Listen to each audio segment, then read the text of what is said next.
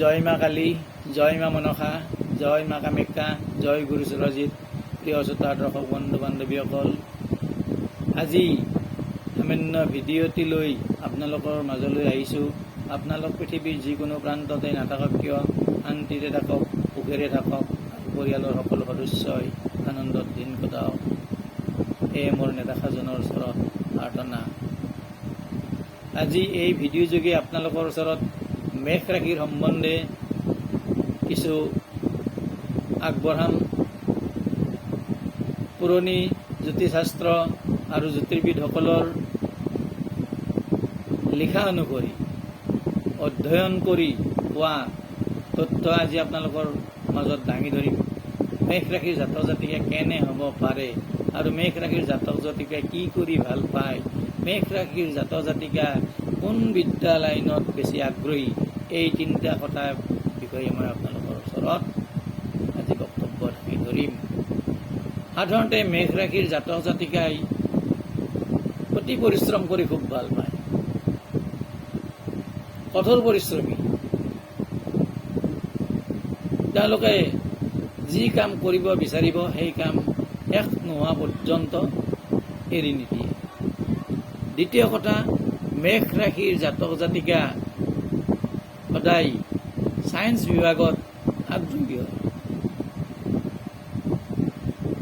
মেষ ৰাশিৰ জাতক জাতিকাই বিজ্ঞান খুব ভাল পায়, অংকত পাৰদৰ্শিতা হয়। আৰু মেষ ৰাশিৰ জাতক জাতিকাই এই বিভাগত যদি যাব নোৱাৰে তেতিয়াহ'লে তেওঁলোকৰ জীৱনত বহুত বাধা আহে।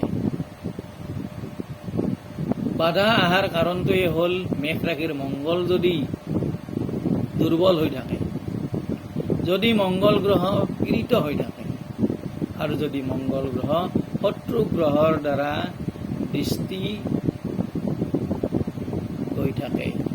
সেই দৃষ্টিগত স্বভাৱৰ কাৰণে মংগল দুৰ্বল হয় আৰু মেষ ৰাশিৰ জাতক জাতিকাই যদি প্ৰটেকশ্যন নলয় তেতিয়াহ'লে তেওঁলোকে জীৱনত আগবাঢ়িব নোৱাৰে, বহুত বাধাৰ সন্মুখীন হয় আৰু দুৰ্ঘটনাৰো সন্মুখীন হয়। তৃতীয় কথা, মেষ ৰাশিৰ জাতক জাতিকাই কেনেকুৱা ধৰণৰ চাকৰি ভাল পায়।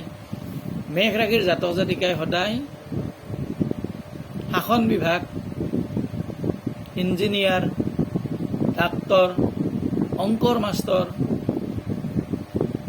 ৰসায়ন বিজ্ঞানৰ অধ্যাপক, এইবিলাক হোৱাৰ কাৰণে মেষ ৰাশিৰ জাতক জাতিকে সদায় আগ্ৰহী হৈ থাকে। আৱিষ্কাৰক, এইবিলাক মনৰ ভাৱ মেষ ৰাশিৰ জাতক জাতিকাৰ দেখা যায়।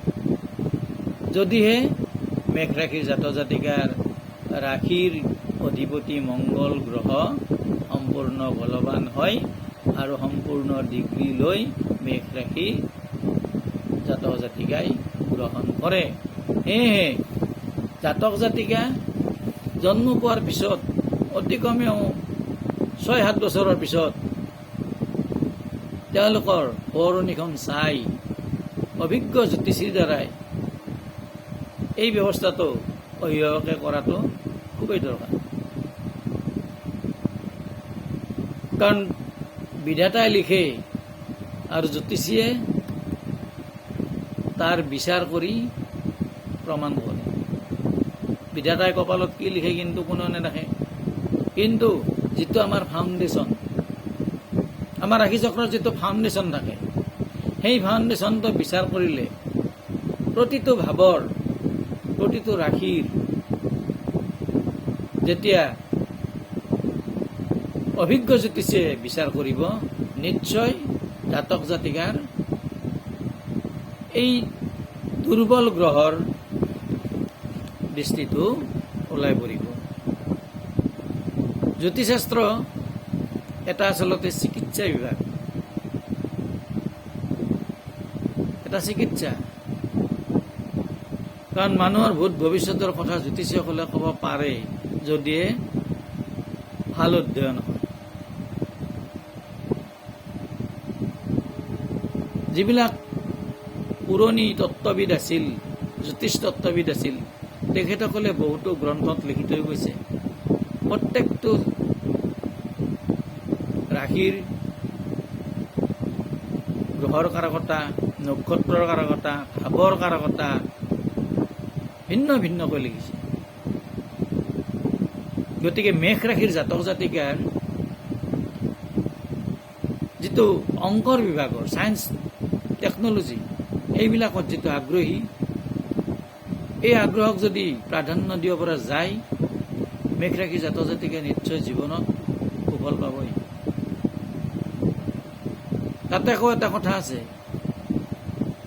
দাতাই দিলেও বিধাতাই নিদিয়ে বুলি কিছুমান কথা আছে নহয় আমাৰ সমাজত।